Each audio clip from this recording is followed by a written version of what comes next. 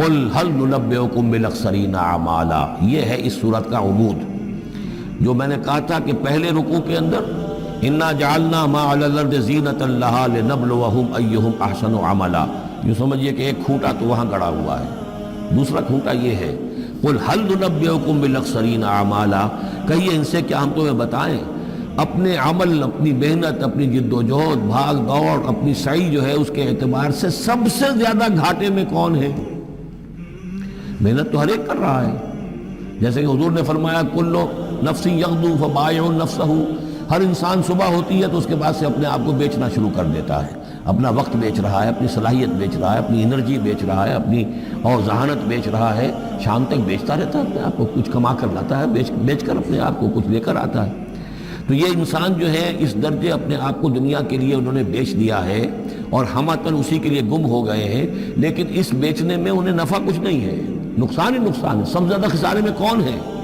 الذین ضل سعیہم فی الحیات الدنیا،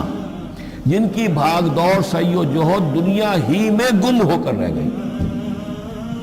آخرت مطلوب ہے ہی نہیں، وہ تو ایک غمیمہ سا لگا ہوا ہے، مسلمان ہے، سنا ہے والدین سے روزہ رکھنا اچھا کام ہے، روزہ فرض ہے، روزہ رکھ لیا ہے،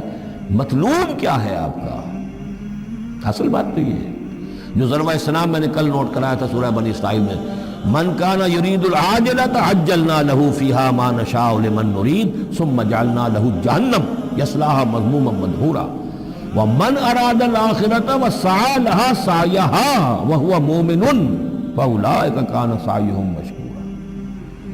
طالب دنیا ہو یا طالب آخرت ہو، طے یہ کرو، طالب دنیا طالب آخرت کے لیے بھی اللہ تعالیٰ کلن نمد ہؤلاء وہؤلاء من عطاء ربک، دنیا میں اسے ہمیں رکھنا ہے، کھانے پینے کا بندوبست کرے گا، یرزقہ من حیث لا یحتسب، یہاں سے دے گا جہاں سے تمہیں گمان تک نہیں ہوگا،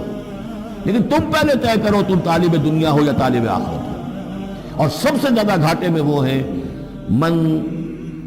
قل هل ننبئکم بالاخسرین اعمالا الذین ضل سعیہم فی الحیات الدنیا وہم یحسبون انہم یحسنون صنعا، اور وہ سمجھ رہے ہیں کہ اب تو بڑے کامیاب ہیں،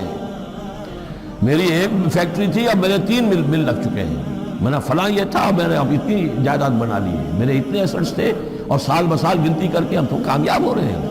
وہ سمجھتے ہیں کہ ہم کامیاب ہیں، ہماری محنتیں برابر ہو رہی ہیں، ہماری یہ دن رات کی کوشش جو ہے وہ نتیجہ خیز ہو رہی ہے۔ اولئک الذین کفروا بآیات ربہم، یہ وہ لوگ ہیں جنہوں نے اپنے رب کی آیات کا انکار کیا، چاہے کہتے ہوں کہ ہم اللہ کو مانتے ہیں، قرآن کو مانتے ہیں، لیکن حقیقتاً اگر طالب دنیا ہے تو گویا کہ وہ اللہ کی آیات کا انکار کر رہا ہے۔ اللہ تو کہتا ہے اصل زندگی وہ ہے، وَإِنَّ دَارَ الْآخِرَةَ لَهِيَ الْحَيَوَانُ، تم اصل زندگی اس کو سمجھے بیٹھے ہو، تو تم نے کہا اللہ کی بات کی تصدیق کی، تم نے تو اللہ کی بات کو جھٹلایا ہے۔ اولئک الذین کفروا بآیات ربہم ولقائہ فحبطت اعمالہم، یہ جو جھوٹی پھوٹی کوئی نیکیاں کرتے ہو اپنے دل کی تسلی کے لیے، جھوٹے تسلی دینے کے لیے، کوئی مسلی کھلا دیے، کوئی غریبوں کا کام ہو گیا، کوئی کسی کے لیے، یہ نیکیاں ہمارے یہاں قطعاً ان کی کوئی حیثیت نہیں، ان کے سارے اعمال اس قسم کی نیکیاں حبط ہو جائیں گی۔ فلا نقیم لہم یوم القیامت وزنا، تو اس دن ہم ان کے لیے قیامت کے دن جو ہے کوئی ان کا وزن قرار نہیں دیں گے، یا ان کے اعمال کو تولیں گے ہی نہیں۔ اعمال تو ان کے تلیں گے جن میں ایمان ہو، جن میں ایمان ہی نہیں ان کا اعمال کیا تلنا ہے۔ فلا نقیم لہم یوم القیامت وزنا۔ دین کی بات پھیلانا صدقہ جاریہ ہے، ثواب کی نیت سے ویڈیو کو شیئر ضرور کیجیے۔ جزاک اللہ۔